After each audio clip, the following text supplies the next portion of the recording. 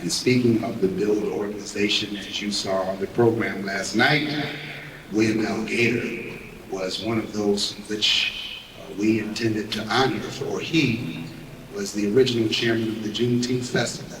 And as we had some of our original and charter Juneteenth members like Claudia Sims and Bessie Robinson, Bill was not here last night.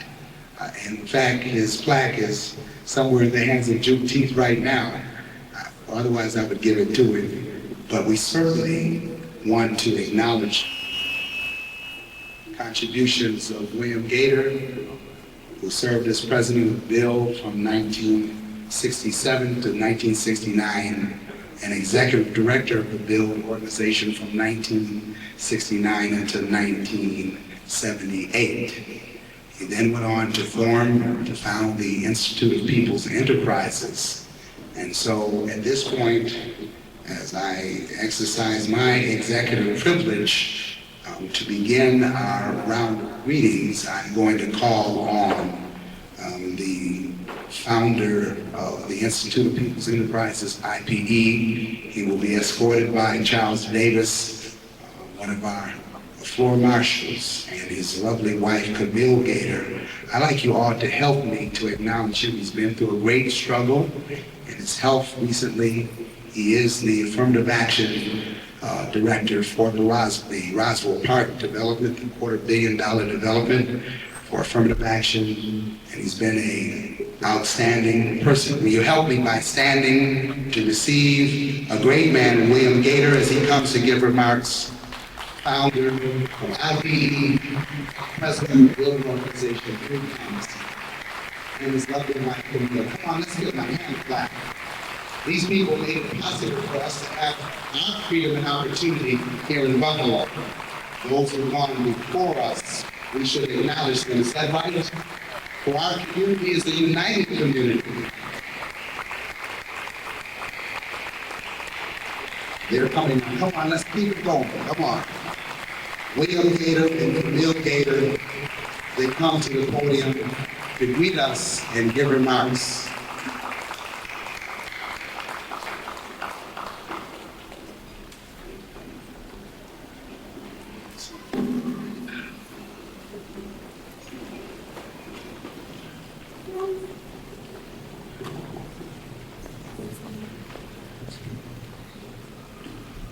Good evening, Mr. Fisher, delegates, organizers, participants.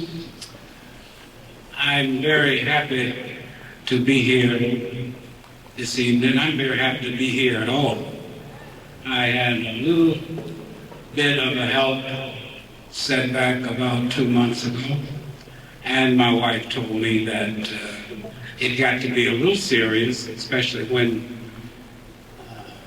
my heartbeat kind of flattened out a couple of times. But I have a lot of good friends in this city, and when people heard that I was sick, I think all of my friends started praying, and the prayers brought my health back to me. So I feel kind of strong and kind of sassy, and very, very fortunate and very blessed to be here. I am a little bit apologetic for not being here last night. However, I don't force myself to do things anymore. And if I had been here last night, it would have been one of those occasions when I had forced myself. I've gone through several efforts in this community to build organizations. And I just want to say that it is not easy to do. And if you are serious about doing it, you have to make some serious commitments, and you have to be willing to put in some hard work. And you have to have patience with the people that you're working with. And you got to have knowledge about what it is that you're trying to do. And after that, you probably need a lot of prayer. But let me just say that I think things are not much improved today over the way they were 25 years ago. I think we still have the same enemies: greed, racism, laziness. So, I mean, one of the things that happened to me along the way is that after being in B.U.I.L.D for all those years, I got a little bit tired of begging people to fight their own fight and to stand up for the causes that they should stand up for. I got a little bit of tired of begging people to pay for what they want. I mean, if you want an organization, you're going to have to pay for it. You're going to have to pay money, you're going to have to pay time, you're going to have to pay commitment, and you're going to have to be true to each other. Otherwise, you're just blowing air in a windstorm. And I'm sure in 1996, no one my age wants to be involved in an effort that is nothing more than blowing air in a windstorm. But your enemies are still there. For our children, for our communities, for our future. It's a little even worse now because the corporations are bigger. They can hide from you better. You don't know who your enemies are sometimes. We are so quick to support our enemies and not support ourselves. You find us in places where we don't have any business being. We spend our money with the very people who hate our guts.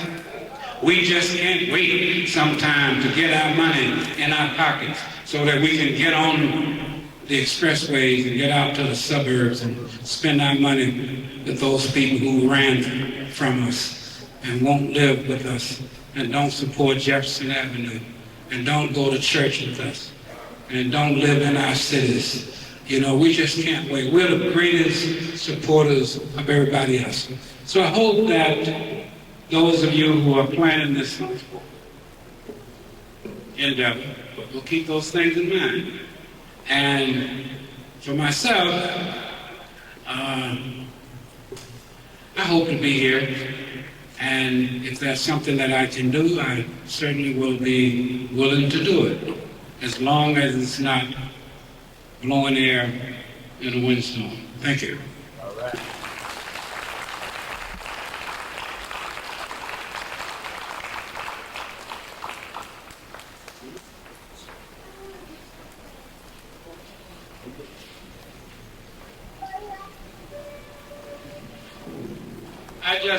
Charlie and I go back a long ways.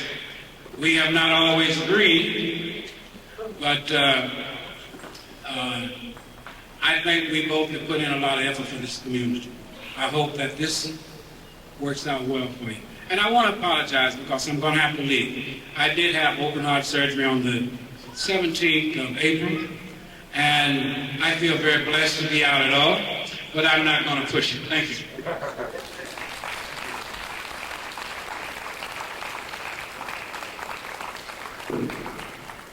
Bishop Leroy Anderson, the prelate of the first jurisdiction of the Church of God in Christ, has a beautiful saying. He says, know your limits. And Bill wisely is saving himself that we will have the benefit of his labor again and again. As we're continuing in our program, I want you to know we will be hearing from the Friends of the Elderly. We're working out the technicalities here in this system. I want to say we are acknowledging our clergy and religious and spiritual leaders, acknowledging the Reverend Kenyatta Cobb, acknowledging the Reverend Cobb, amen, from Bethel A&E, who honored us in prayer yesterday, opened us up properly. We're acknowledging the Imam Halim Mohammed, representative of Minister Louis Farrakhan. We're acknowledging Reverend Lewis, and we're acknowledging Reverend Marvin Robinson, and other clergy members that are here. We want to also acknowledge our leadership, for you will hear now from some who are in leadership roles, and then we'll proceed with our program. We have our congressional representative of Congressman Jack Quinn here, the First Lady of the B.U.I.L.D Church, Gaiter Henderson. Let's give her a hand clap. Sister Henderson. We are certainly in for a treat tonight. We're going to, when this is over, we will have honored some of the very best athletes in West New York, one of the greatest crop of athletes in the history of our community. And 30 years from now, they'll be talking about that great class in '96 that produced such incredible stars and teams. We're going to acknowledge the best of the best in our Youth Best Awards, and we're going to honor certain of those individuals representing organizations that have done so much for our community. Our first representative, the president of the Southern Christian Leadership Conference, chapter of Erie County, the newly elected president who began his term full of fire and vigor and has renewed the efforts of SCLC. I present to you the president of SCLC, George Johnson, for greetings.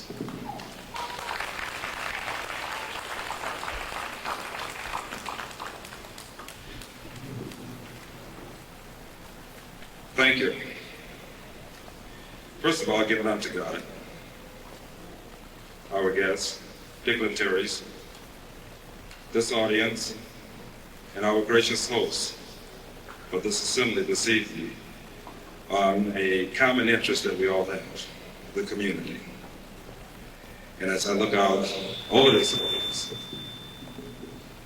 onto the faces of people who obviously care, and at SCLC, we continue to care.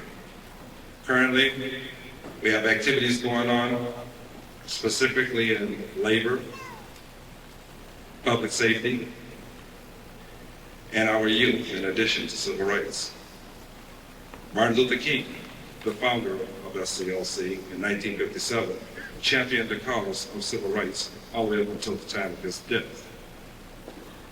And throughout the country's chapters continue to try to keep alive the spirit that Martin had in his wishes for all our black brothers and sisters, particularly the children.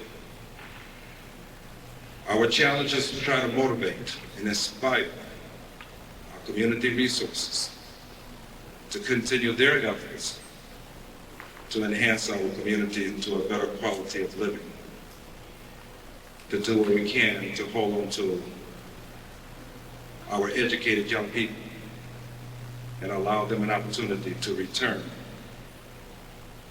a productive contribution to this community that we embellish along with the rest of the nation, despite the current climate that government, who seems to be rather insensitive, particularly to urban living and the conditions that exist within the poverty area. And it's up to the people of this audience and the opportunity provided by our hosts that allow us to come together to try to create ideals, to a plan, and a plan that works, to bring about the change that's necessary as we go into the next millennium. And I trust that you will continue to speak favorably and move in a positive direction, believe in God, and stay close to family and community ties. The basis for which we grew from, I certainly would like to provide for my children to grow from, and their children also. But it starts and it continues right here with us today and then tomorrow. And your presence here tonight encouraged me that it's worth the time perseverance, to strive toward any and all efforts to keep that spirit alive. I thank you for your time, and SLC welcome you and your membership. Thank you again, and have a good evening.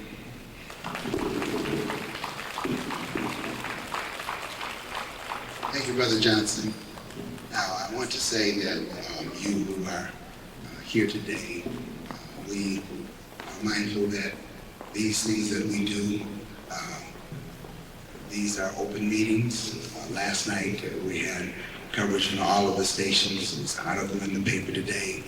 We do want to acknowledge the presence of a liberation force, a man with a mighty pen, and he has done in his own quiet way great things for our community. And he's with the editorial board of the Buffalo News. Rod Watson, if you'd stand, Rod, give us a wave. Rod Watson, give him a hand, please.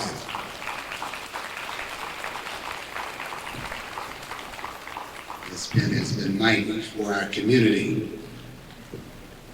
Now, we do not have Beverly Gray. She's not here as of yet. She wasn't here through the program. In fact, she's just coming in now, so I'm going to get time. Her legislative assistant, Sister Betty Grant, I was going to call on, but Betty's on the program a little later. But we certainly acknowledge that our leadership is not just political. We have spiritual leadership. We have leadership in the way of our community organizations. We have leadership in the way of our civil rights organizations and our business organizations. And then we have our political leadership. But there has been a significant change. We cannot change the quality of our lives till we change the quality of our leadership. And one of the things that has happened has been a change. We're acknowledging that this year, this past 2 and 3 years, has been a tremendous turnover of leadership in our political community. One that is not a politician. She is a businesswoman who operates an in-home daycare center right there on Maston and East Utica. One that has been an advocate, active in the Maston Neighborhood Advisory Council, block clubs in the community, and any good cause. One who's been involved in the Roswell Park branches and affiliates. But this sister I'm going to present to you made her mark on Grassroots as the first vice president of Grassroots, the organization that brought about some of this change, and it's generated to a couple hundred committee people in Buffalo representing our community. She is coming to the Common Council. People didn't give her a chance. They said it wouldn't happen. She ran with a shoestring budget, but she had prayer and she had faith on her side. Ladies and gentlemen, brothers and sisters, I present to you the Honorable Beverly Gray from the Buffalo Common Council. Let's give her a hand.